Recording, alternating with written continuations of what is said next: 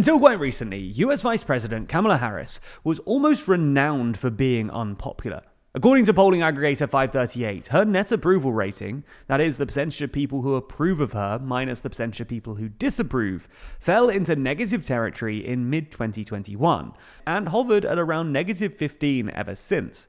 In June 2023, NBC even claimed that Harris was the least popular vice president since at least the 80s, after their poll found that only 32% of respondents had a positive view of the VP, compared to 49% who had a negative view and 39% who had a very negative view. For context, this meant that Harris had a net approval rating of negative 17. At the same time in their respective presidencies, Trump's VP Mike Pence had an overall approval rating of negative 7, while Obama's VP Joe Biden had a +1, George Bush's VP Dick Cheney had a positive 23, and Bill Clinton's VP Al Gore had a positive 15.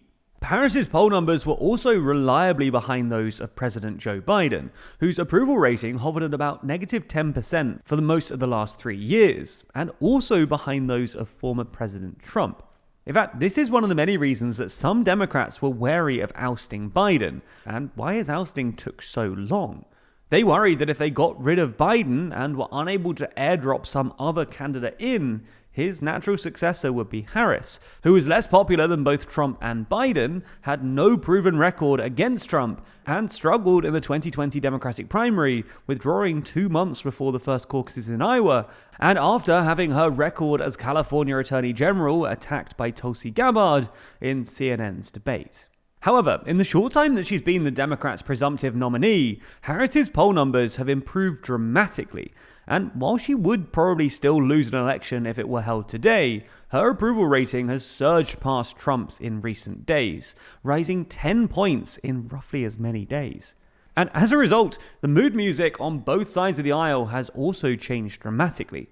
Democrats are apparently enthused by the prospect of a candidate who isn't, old and unpopular, while the Republicans are anxious about the tightening polls and perhaps regretting some of their more complacent decisions, including the appointment of J.D. Vance as Trump's VP candidate.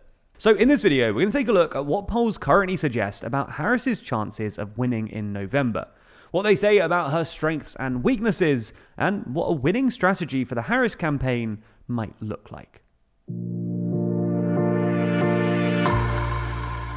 Before we start, if you haven't already, please consider subscribing and ringing the bell to stay in the loop and be notified when we release new videos. So, let's start by taking a look at the national polls. As we just mentioned, Harris's net approval rating has skyrocketed recently, and the most recent polls we could find at the time of writing suggests that it's nearly zero. In other words, the same amount or slightly fewer voters now think Harris is doing a good job as think she's doing a bad job. And this is better than Trump, who's currently looking at a net approval rating of about negative 10. When it comes to voting intention, the polling is a bit sparse, because obviously Harris has only been the presumptive nominee for a week or so. And while there has been previous polling on voting intention between Trump and Harris, it was all based on what looked like a relatively distant hypothetical, and there's lots of reasons to be skeptical of hypothetical polling. Anyway, the polling that's been conducted over the past few days also suggests that Harris is doing better than Biden in voting intention at the national level. The latest New York Times Siena College poll, for instance, has Harris just 1 point behind Trump among likely voters and excluding third-party candidates, with Harris on 47% and Trump on 48%. For context, the previous poll from July put Biden 6 points behind Trump, with Biden on 43% and Trump on 49%. However, when third candidates were also included in the race, Harris actually opened up a slight lead over Trump, with her on 44%, Trump on 43%, and RFK Jr. on 5%. Morning Consult gave Harris a 1-point lead over Trump in their most recent poll, with Harris on 46% and Trump on 45%. 46 was also higher than any number that Biden had achieved since Morning Consult began tracking the race in 2022. And in their latest poll, only a couple of weeks earlier, they'd given Trump a 2-point lead over Biden. According to analysis by John Burns Murdoch at the Financial Times, Harris's poll surge over Biden seems to be driven by the fact that she's gained an impressive amount of ground with ethnic minorities and younger voters, while losing only a negligible number of older voters. Harris has fared particularly well with black voters and those between 18 and 34, two groups that Biden was previously struggling with.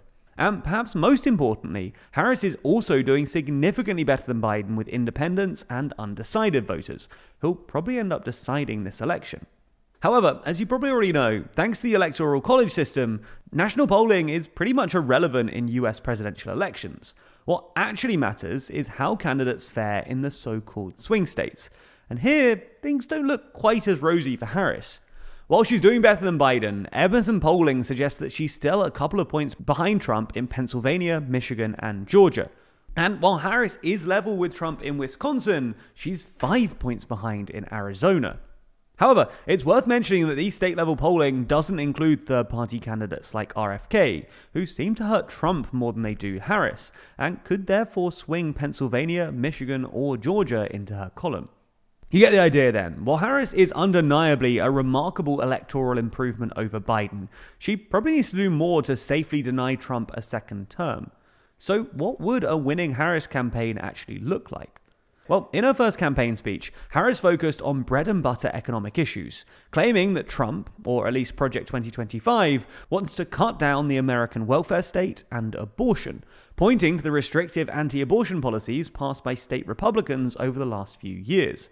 Now, polling suggests that this is a savvy move. Voters apparently don't blame Harris for inflation in the same way they blame Biden, and the American economy is actually looking pretty strong at the moment, posting year-on-year growth of 2.8% in the second quarter. Similarly, polling shows that Harris has a big lead over Trump on abortion, which Democrats have found to be an effective stick for beating the Republicans with in recent special elections. This is made easier by Trump's VP pick, J.D. Vance, who's previously advocated for a national abortion ban, opposed exemptions for rape and incest, and described himself as 100% pro-abortion on a page on his personal website that's since been taken down. Vance is reportedly also the least popular VP pick since polling began, and his approval rating is lower in his home state than among the general public, which doesn't really bode well. And as a result, any of Harris's potential VP picks will be significantly more popular than Vance's. The issue for Harris to avoid, however, is the border. Republicans currently enjoy a wide and steady lead over the Democrats on the question of immigration, and have already tried to tar Harris as Biden's border czar. If she can avoid this issue, though, she looks well placed to challenge Trump in November. If you want to learn more, then check out our physical magazine, Too Long.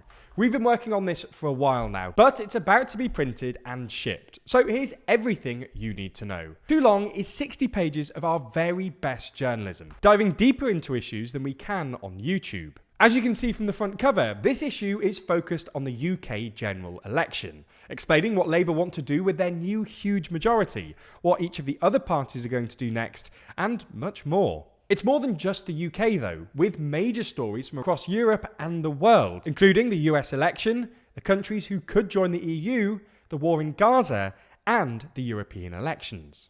We're really proud of how this product has turned out, and we think it's some of our best writing yet, able to dive into topics in a way that the algorithm just wouldn't allow.